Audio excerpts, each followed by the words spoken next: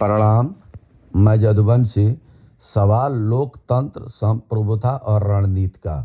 Bharat America deal देश में विवादों और सवालों के घेरे में है। बजट सत्र के दौरान लोकसभा की कार्रवाई और प्रधानमंत्री का संबोधन स्थगित किया जाना इस बात का संकेत है कि मामला सिर्फ व्यापार नहीं, लोकतांत्रिक प्रक्रिया, संप्रभुता और राजनीतिक रणनीति से जुड़ चुका है। इस समझौते को लेकर सबसे पहला और तीखा सवाल प्रक्रिया और पारदर्शिता का है। विपक्षी दलों का आरोप है कि इस डील की घोषणा भारत की संसद से पहले अमेरिका के राष्ट्रपति की ओर से हुई है।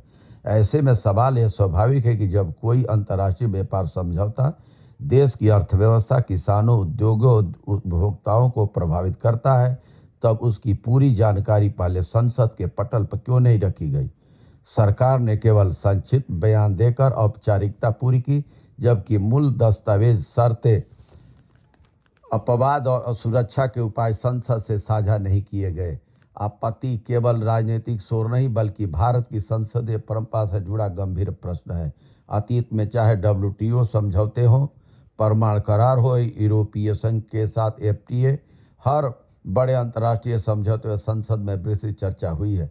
ऐसे में विपक्ष का यह पूछना कि डील का टेक्स्ट आधारित विवरण क्यों नहीं दिया गया, लोकतांत्रिक जिम्मेदारी के दायरे में आता है। विपक्ष इसे राष्ट्रीय संप्रभुता से जोड़कर देख रहा है, इसीलिए विरोध उग्र हुआ।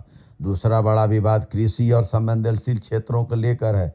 टैरिफ कटौती का सीधा लाभ अमेरिका कृषि उत्पादों, डेयरी और अन्य संवेदनशील वस्तुओं को मिलेगा, जिससे भारतीय बाजार में उनकी आसान पहुंच हो सकती है।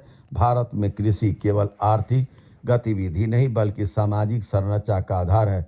छोटे और सीमांत किसानों की आजीविका पहले ही महंगाई, जलवायु परिवर्तन और बाजार की अस्थिरता से जूझ रही है।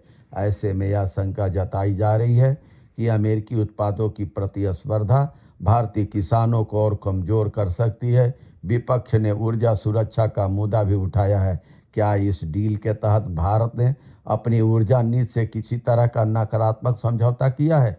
इसका विश्लेषण करें तो हम पाएंगे कि भारत अमेरिका व्यापार समझौता 2026 केवल टैरिफ कटौती का मामला नहीं, यह लोकतांत्रिक पारदर्शिता, घरेलू राजनीति, वैश्विक वित्तीय स्थिरता, ऊर्जा सुरक्षा, भू राजनीतिक समीकरणों का संगम है। विपक्ष के सवाल लोकतंत्र को मजबूती देने के लिए जरूरी है।